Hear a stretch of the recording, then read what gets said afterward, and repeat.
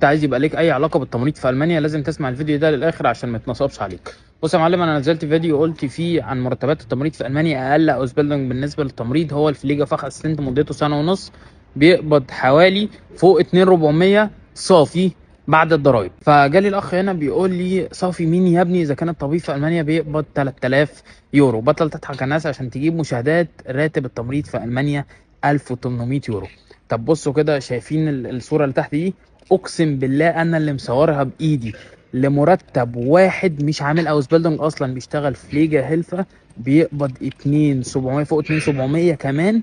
ده بروتو، يعني نتو بيقبض تقريبا 2200 صافي بعد الضرايب. اذا اللي عامل اوس بيلدونج بيقبض اكتر من كده بكتير. يقول لي انا بشتغل تمريض بره مصر وعارف. انا بقول لك ايه، بص يا حبيب قلبي، والله مش مشكلتي اللي انت اصحاب الشغل بيظرفوك وانت مش عارف اللي انت بتتظرف.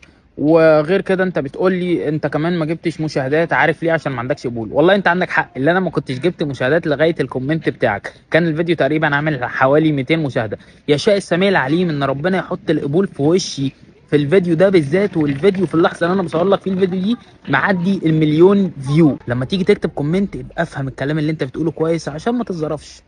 حبيب قلبي، يومك زي الفل.